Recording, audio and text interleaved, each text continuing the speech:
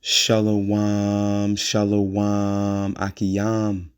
First and foremost, I would like to give all praise, honor, and glory to Yahweh, Bahashem, Yahweh Shai, Bahashem, Rakah, Kwadash. I would also like to give a double honors to the elders and apostles of Great Millstone, where I learned this 144% truth. I would also like to say peace and salutations to the hopeful elect, starting with the 144,000 men of Israel, which consists of the servants, the prophets, whom have been ordained since the foundations of this earth to sing this new song, which comes in the form of this gospel, which would be preached throughout all four corners of this earth and rest upon the ears of the innumerable multitude, men, women, and children of Israel, who may be scattered throughout all four corners of this earth. It's just Bayan back again through the spirit and power of Yahweh, Bahashem, Yahweh Shai. And I just want to get into a brief lesson and Lord willing, share this short news clip from Redacted. That through the spirit, I was at work yesterday and ended up, going on to this live stream while I was listening to a couple of lessons from the brothers. There's times you're away from your phone or whatnot. And, put me on the live stream with Redacted, man. So I'm just listening, and this is individual by the name of Douglas, Douglas McGregor. I believe he's a colonel. He used to work for Trump during Trump's campaign. And he has a lot to say, regarding, the state of this country, the military stance, what's going on in the White House and the overall future, of Babylon, man. He has a lot to say regarding it. And, there was a few talking points that were made that sparked the spirit, which triggered me to, or inspired me rather, to do this lesson this morning here. And I'm going to play a couple of minutes of the clip. And then we're going to tap into some prophecies regarding the reality of this thing, man. Okay, at the end of the day, man, hey, Babylon is falling, man. And this is a reality. As a matter of fact, we can start right there in Revelations 18. Hey, that's a reality, man. Hey, Babylon is falling. Okay, and these right wing, red belly Babylonian Americans, they know it. It's Jake, that's in a delusion, thinking that this place is gonna continue.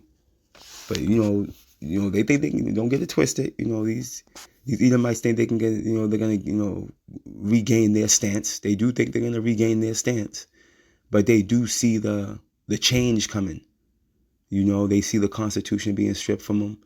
They see that white privilege being, they see the white privilege deteriorating, as time goes on. But they do, in their back of their mind, they don't believe America's going nowhere. You know what I mean? In their mind, they think in their mind, they're like, oh, now we know Babylon's going to be here forever. That's in their mind. Because scripture go into that. At the end of the day, they see a change coming, which puts them on a lower pedestal as regular Joe six-pack Edomites, which they're not going to like, which is going to trigger the civil unrest. You see? And ultimately, contrary to the belief of the masses, you see, this change that's coming is going to bring on the conclusion, of this place, man. And the erecting of the kingdom of heaven in the form of Jacob coming into power with Yahweh Ba'Shem Yahweh Shai leading that charge, placing the so-called Negro, Latino, and Native American man in sovereign leadership, priestly, kingly positions, man. Okay? With a godly foundation. This is what's coming, man. Starting with the elect. Okay? This is what's coming. You see? And this is why we get excited when we see things like this, man. When I was listening to this news clip, man, I'm going to just let it run. And if the spirit moves me to say something, I'll pause it. But I want to let it run. It's maybe like 5 to 7 minutes. So I want to let it play. You see? And the things I was hearing, I'm just like, call I am la Yahweh Ba'Shem Yahweh Shai, because prophecy's speaking. You see, we're in the time of prophecy, man. The Lord's not holding his tongue no more, man. Okay? He's showing his power, and he's showing who he's favoring. Okay? And he's showing who he's removing. It's all making sense now, man, if the spirit's on you. So through the spirit and power of Yahweh Bashim Yahweh Shai, let's start here. Revelations 18 and verse 1, and it reads, and after these things, this is John the Revelator, okay, being given these visions of the end times, man, as he was inquiring, as an angel was inquiring with him, all right, showing him some deep tokens, man, all right, and visions of the future. You see, check this out. While he was on the Isle of Patmos, man, that salt mine, playing out his life sentence, right? For why was he being persecuted on the island of Patmos, the Isle of Patmos? For preaching in the name of Yahweh Bashim Yahweh Shai. You know, I say all that to say, hey, so we got to prepare our minds to be persecuted, possibly incarcerated. You see, and some of us possibly martyred, man. This is a reality. But guess what? We're going into our glory, Yakiyam and Akwaf, this time around. I just want to make that mention. We're going into glory. This is why scriptures tell us, Revelations 12 tells us to rejoice. We got to be rejoicing, man. Because at the end of the day, hey, there's light at the end of the tunnel. Revelations 18 and 1, and it reads, and after these things I saw another angel come down from heaven, having great power, and the earth was lightened with his glory, man. Check this out. I'm going to blow this up. And he cried mightily with a strong voice, saying, Babylon the Great is fallen, and is become the habitation of devils, and the hold of every foul spirit, and the cage of every unclean and hateful bird. This is the climax, okay, of the deterioration of Babylon the Great, man. This is the climax right here. But as we patiently wait, okay, for this day to come, when missiles fly, and this place becomes a lake of fire due to the 200 million warheads that are going to pelt this place pursuing the biblical prophecy, there's going to be a build up to this moment. And it's going to come with scourges and calamities, man. Okay? Scourges and calamities, man. It's going to come with misery to these inhabitants of this place, man. Okay? And Babylon the Great, the daughter of Babylon, America, is going to be the melting pot, okay, for the miseries that Yahweh Bashim Yahweh Shai is going to bring. Isaiah 63, right? Isaiah 35 or 34. You see? The sword of the Lord should be bathed in heaven, and it's going to come down upon Idumea, man. Okay, so we know that Yahweh Bashim Yahweh Shai has his crosshairs locked on Babylon. You see? So when it comes here, it's going to spill over. You see? And again, hey, this reality is coming closer, and closer. Let's get this clip. And now, of course, the real sprint begins before the November election. Colonel Douglas Macgregor has just written a great new piece about how both of these parties have basically papered over the real problems in the United States. And as we often talk about here on this show, there is a uniparty, whether you want to believe it or not, in the United States. And Colonel Douglas Macgregor has said he doesn't believe we would have a free and fair election, maybe even an election at all as we head into November. He said that for months now, and he joins us to talk about that and so much more. Colonel, great to see you. Welcome back to the show. Always great to have you here. I really enjoyed your new piece. What was the impetus for you to write this piece? And maybe you can give our audience a little understanding of the context there. Well, I like a lot of Americans, watch both conventions. And, you watch because you hope that there will be some substance to them. That at some point, real policy issues will be discussed. There will be some debates on the floor. People will vote a novel idea for or against a particular candidate. Of course, none of that happened. And both of these looked like staged events. That might as well have been college graduations. With the valedictorians have already been selected and everybody congratulates the valedictorian. We listen to the speech, which is largely boilerplate nonsense, and we walk away happy. Well, that essentially is what's happened. I don't think everybody's happy. I think a lot of Americans have real questions about the whole thing. Now, that's one of the reasons I wrote it. I'm sick of the glitz and glamour and would like some substance. Second reason is, and this is emphasized very recently by this man, Mohammed El Arian. He gave an interview within the last 48 hours about the state of the economy. And he said something that's very interesting, which I tried to argue in the essay. He said the people in the United States that earn less than $50,000 a year, and you'd be surprised how large that population is in the United States right now. They have been suffering for some time the consequences of inflation and malpractice in Washington. But now the pain that they have been enduring is migrating upwards into the upper middle class and even to those who are now millionaires. In other words, the dramatic rise in the price of food, 21%. You know, the dramatic rise in mortgage rates to... Now, if I may, right, real quick, you heard it mentioned, man, what individuals are going into that make under $50,000 a year, it's now affecting individuals that make millionaires, man. Why? Because that misery's creeping in, man. You can read about in Baruch 4. Okay? Miserable should she be. Okay? That goes into how miserable. Matter of fact, I gotta go get it real quick. I didn't want to get it, but let's just get it real quick. I don't want to mangle it. Real quick, miserable. Let me see. Here we go. Baruch 4. Salakia, forgive me. Baruch 4. Let me start from verse 30. Backing up what I said earlier regarding rejoicing. Look it, as this place falls. Check this out. Baruch 4 and 30. Take a good heart. See that? Take a good mind. That word heart in the Hebrew is lab, which is your mind. We always go into it. O Jerusalem, which is a people before us a place. This is regarding us so-called Negroes, Latinos, and Native Americans, the true Hebrew Israelites, man. Right? For he that gave thee that name will comfort thee. And only those of us that have this truth are going to be comforted. Isaiah 33 and 6. Right? Wisdom and knowledge shall be the stability of thy time and the strength of salvation, man. The fear of the Lord is his pleasure. Check this out. Baruch 4 and 31. Miserable are they that afflicted thee, and rejoice at thy fall, man.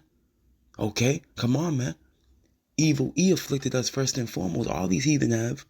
But the worst captivity was here in Babylon the Great, a.k.a. America. This has been the worst captivity where we have been oppressed together, man. Pursuant to Jeremiah, man. The northern and southern kingdom were oppressed together right here, and it's been the worst one ever. Okay, but scriptures are telling us, miserable shall they be, man, that afflicted us and rejoiced at our fall. Right? Miserable are the cities. Okay, and America is made up of a conglomerate of cities. See? Right? Miserable are the cities. This is a metropolis, man. Okay? Catered to the woman. Okay? Miserable are the cities which thy children served. Miserable is she that received thy sons, man. Okay? And we served. Okay? We served, man. This place was built off of free labor. You think Yahweh Bashim Yahshua was going to let that go unanswered? Okay?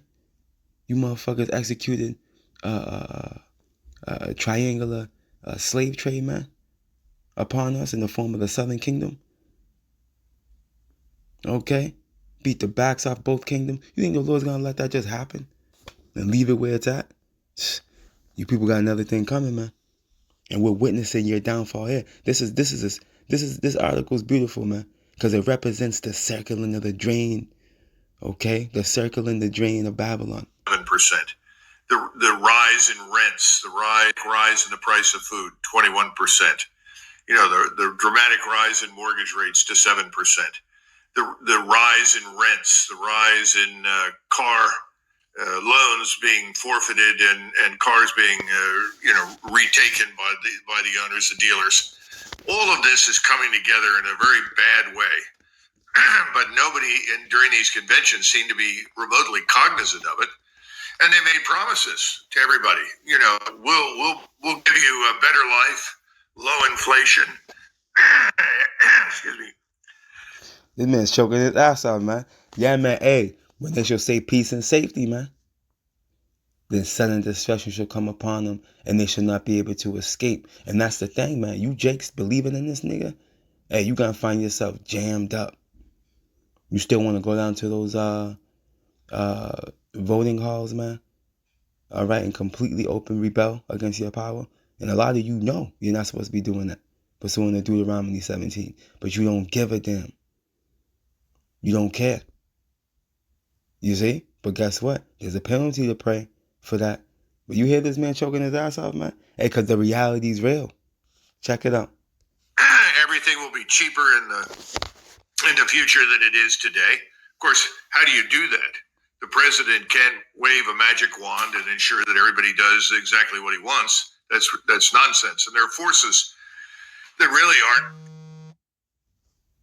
in our control economically.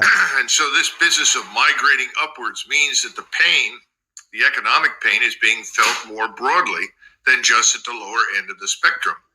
This also signals this imminent decline of the United States in terms of economic prosperity and standard of living. Now, you put that together with this bellicose foreign policy that has tried desperately to start a war with Russia over the last 2.5 years. You add to it now the determination in Israel and with Mr. Netanyahu to start a major regional war in the Middle East. And you see that in response to his demands, we've moved more than half the United States Navy over there, along with a substantial portion, if not most, of the United States Air Force's capabilities. So we're poised. We're ready. We're ready to pull the trigger. What happens when you combine the economic fragility of the country with wars that we have no business fighting and are unlikely to win outright? And then lastly, there's this issue of social cohesion. And this is something nobody talks about. Everybody takes it for granted that, oh, we're solid, we're great. No, we're not. How many people inside the United States describe themselves simply as Americans versus the numbers of people that describe themselves as something else first and then American? And beyond that, we have millions and millions and millions, over 50 million people who were not born in this country inside the United States. So social cohesion, which is really the foundation for everything you do in a society, is at an all-time low. This, to me, spells imminent disaster. And yet nobody wants to address it. The intelligent move would be retrenchment, pull back, make peace, you fools, and start focusing on the United States, secure your borders, restore the rule of law. That's how you reinforce national identity. That's how you rebuild your society. What are we doing? The opposite. You heard that, right? So there's no social cohesion. Meaning what? There's a separation, man, amongst society. You see? And there's no hell in this place, man. You hear this man crying out, talking about what we should do and what we're not doing it.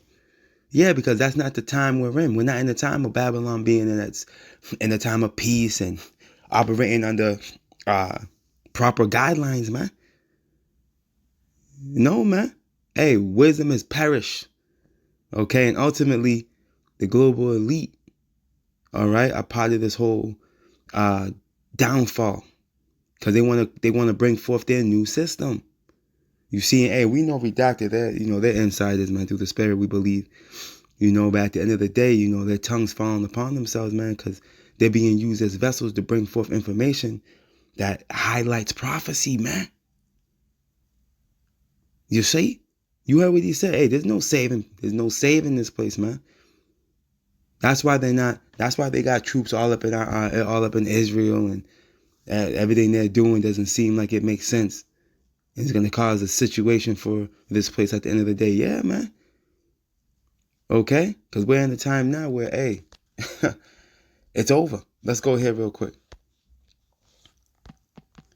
The book of Jeremiah, chapter 51. Right? And as a matter of fact, let's do this real quick. Let's get this word for edification. Let's get that social cohesion.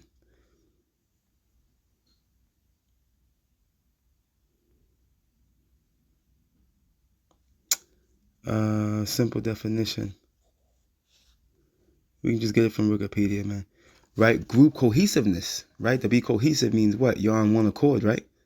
Also called group cohesion or social cohesion arises when bonds link members of a social group to one another, see? And to the group as a whole. You see, so you're on one accord. But as we can see, there's a complete separation in this place, man. Okay?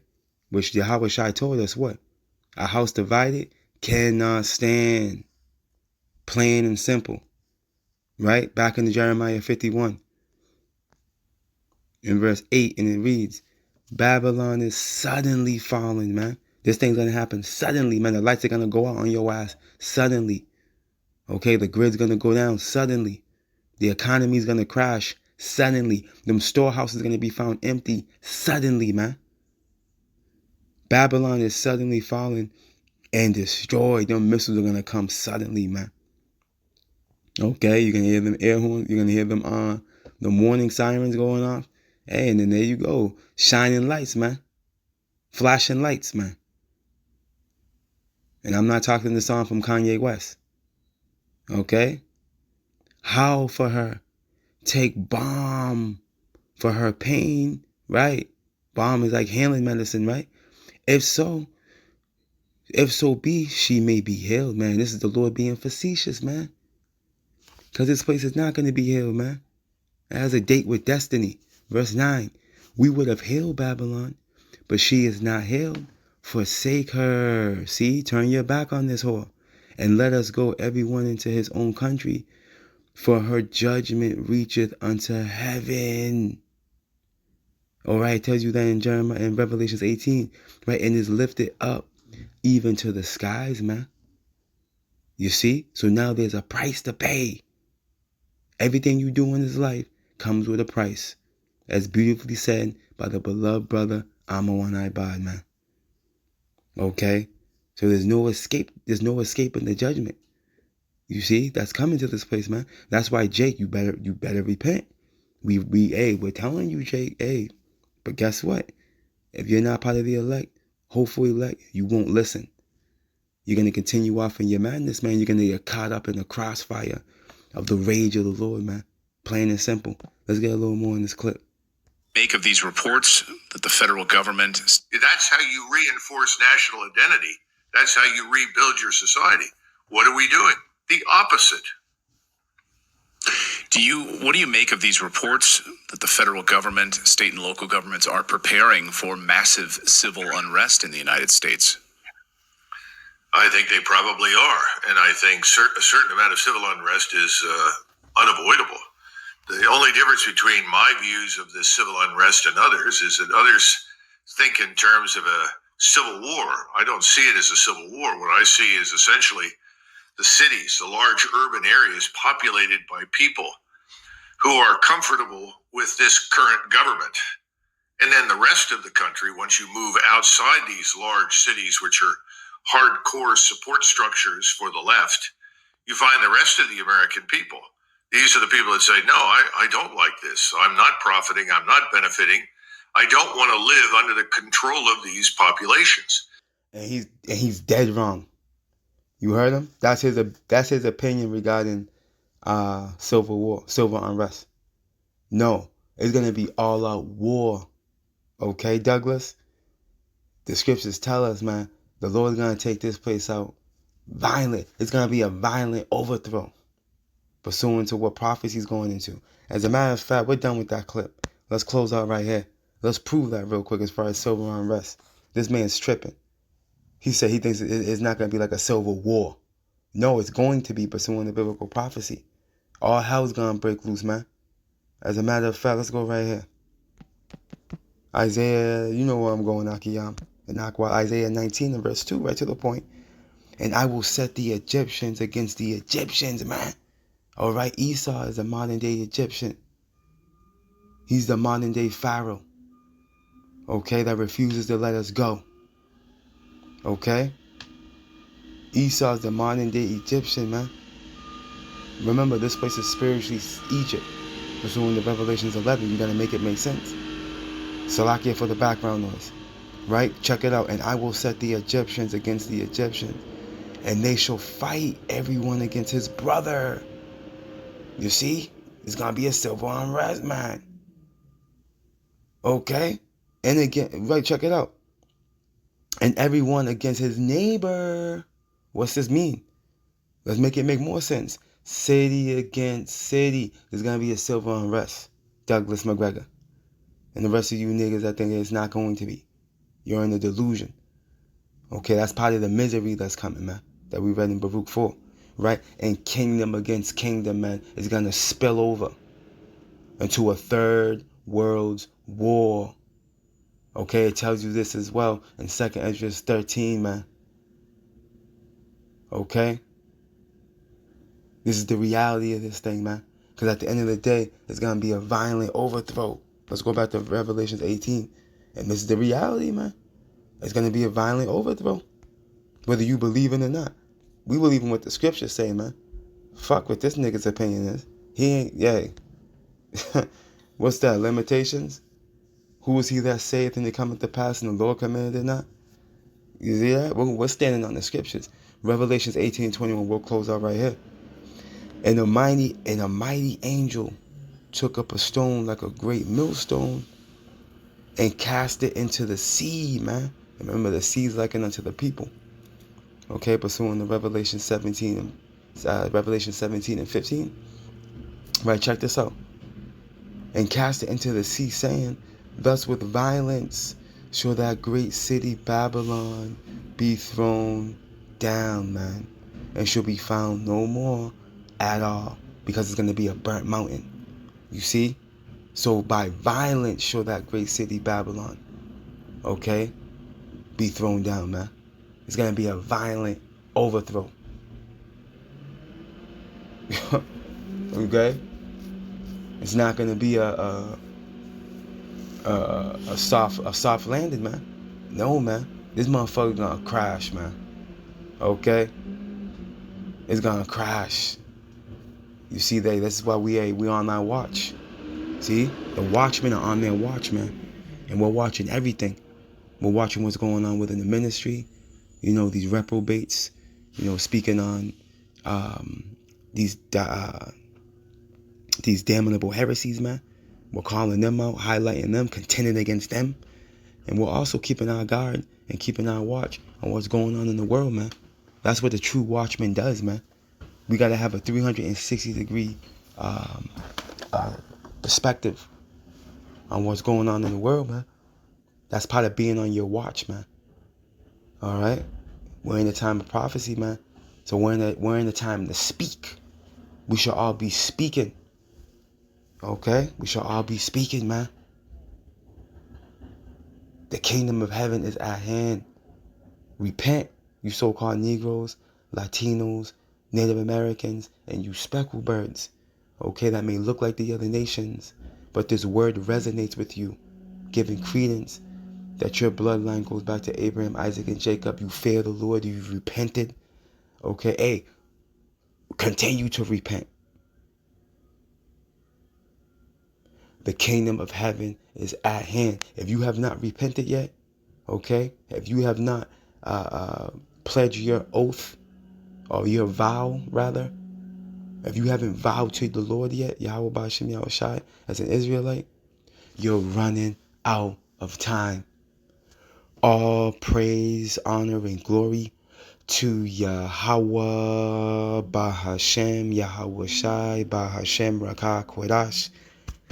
Double honors to the elders and apostles of the Great Millstone, where I learned this 144% truth. Lord willing, you Akiyam and Akwath were edified. Shalom.